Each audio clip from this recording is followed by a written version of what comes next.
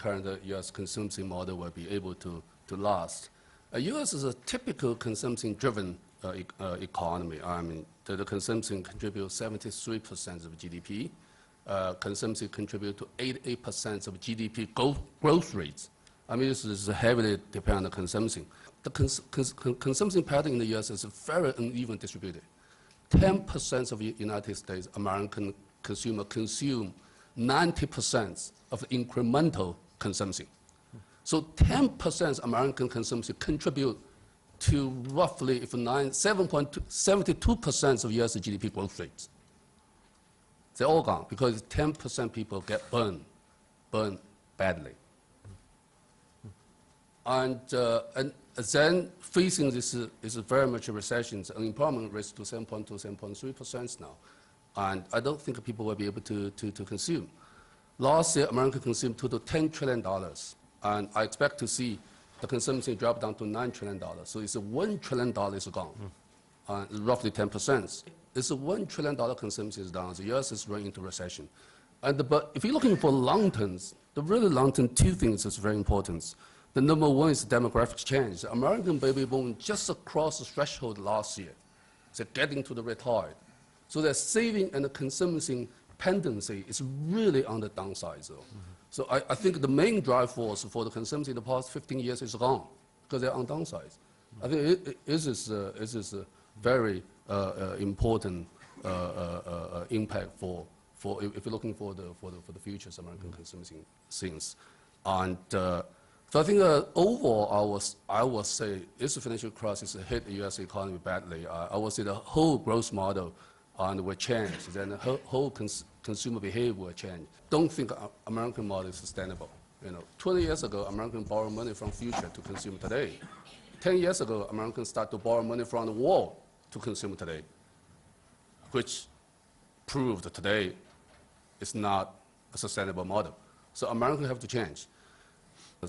I see more and more signs that this financial crisis will change really fundamentally the growth model for the world and for every independent country. I think this is really the key issue. So what we see is we will see American consumption will have a sharp drop, which will last for at least 3-4 years, deleveraging on the household sectors and try to save every penny, go back to saving rate to 5 to 6% of GDP. Then when they go back, they will not go back like a V-turn. They will stay a low level because they understand they have to have a saving rate of 8 to 10%. So they will not be able to borrow money from future or borrow money from other countries to consume today. So probably U.S. consumption ratio from currently 73 to 74% of GDP go back to 68% of GDP. So 5% of GDP will go back to the trade and the government expenditure and investment sides. So the U.S. consumption will keep the low side. That means roughly every year, $1 trillion is gone for the world. So we'll have to live with that. And the U.S. have a roughly $700 billion trade deficit last year, right? We expect to see that down to roughly 200 to 300. U.S. definitely will still have trade deficits. But I don't think 700 or 800 billion is sustainable. So gone to there. Now then the question for the other countries, China obviously. I mean, it's not only China. I see the world divide two camps. One camp is the US, American, UK, Spain, maybe a little bit of Australia. They're sort of a financial model, consumption-oriented economy. Another camp is obviously China, Japan, and Germany, and in some degree South Korea. So those are very much manufacturing and production and financing sides. So when we see the 1 trillion demand is gone, for this camp, China, Japan, and Germany, we all have to change our growth models. We have to go back. So that means the export will slow. The domestic consumption investments will play more and more important things. Overall, we'll maintain the world in a more balanced, so rebalancing, plus balancing.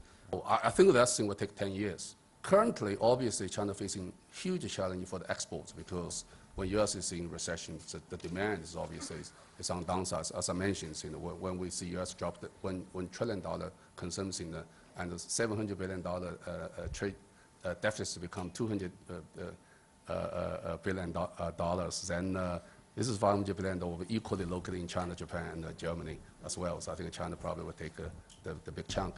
So obviously have a big challenge for Chinese macroeconomy. But more importantly, it will be on how do we try to promote the domestic consumption. The short term, obviously, is to use investments substitute the exports, because the investments goes much faster and stronger. It's easier. But for the middle term, it's a more policy rooted to encourage more consumption. So we'll be able to end with a more balanced growth model to need complete change in the new growth model of the world.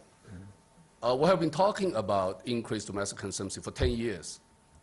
But the reality is that 10 years Chinese consumption in terms of GDP ratio dropped every year 1 percentage point, from roughly 50% down to 38% today.